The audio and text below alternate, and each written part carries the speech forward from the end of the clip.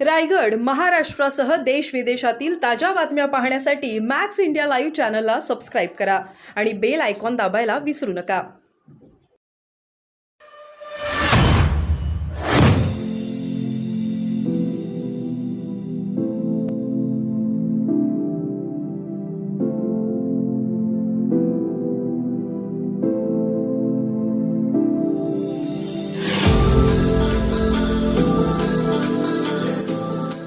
नागरिकांना त्रास होतो या संदर्भात तुम्ही आंदोलन द्यायचं दिलं.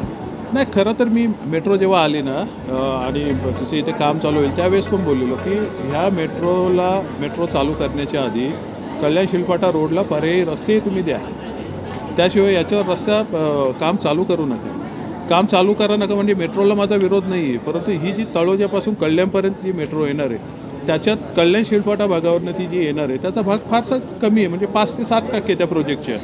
माझं असं म्हणणं आहे की ते तळोजापासून तुम्ही चालू करा, ती काय लगेच तर होणार नाही. ती इथे येईपर्यंत तुम्ही मधले रस्ते करा, ज्याला 4-5 वर्ष जातील ते काम इथपर्यंत यायला.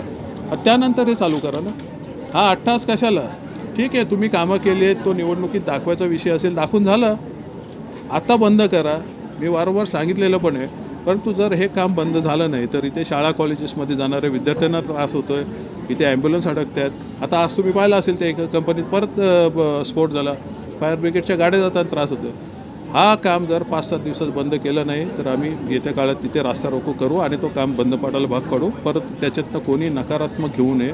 आम्ही काम बंद शिळफाटा रोडचं करतो आहे, कल्याणशीर रोडचं. मेट्रोच्या कामाला आमचा विरोध नाही आहे. दादा, आज नागरिकांची समस्या तुम्ही ऐकून घेतली. पाण्याची ज्वलंत समस्या या भागात आहे आणि लोक त्रासले आहेत. काय झालं? नाही, अनेकदा इथल्या लोकल समस्या घेऊन इथले स्थानिक माजी नगरसेवक रमाकांत पाटील साहेब आणि जालेंद्रदादा पाटील हे येत असतात. त्यांना सांगितलं एवढ्या ट्रॅफिकमध्ये लोकांना घेऊन येण्यापेक्षा एक छोटेखानी मिटिंग ठेवूया. त्या अनुषंगाने आज मिटिंग ठेवली होती. समस्या त्याच आहेत. लोकांना काही इथे मोठे मोठे गार्डन किंवा याची काही अपेक्षा पण नाही आहे KDMCकडनं, परंतु मुबलक पाणी, चांगले रस्ते, गटार ही व्हायला पाहिजेत. त्याच समस्या आहेत वर्षानुवर्ष चाललेल्या. त्याच्यावर ओवापोह झाला. काही महानगरच्या गॅसचा कनेक्शनचा विषय होता, त्याच्यावर हे झाला. येत्या 15 दिवसात त्यांच्या बऱ्यापैकी समस्यांचं निराकरण केलं जाईल असं त्यांना आश्वासित केलेलं आहे.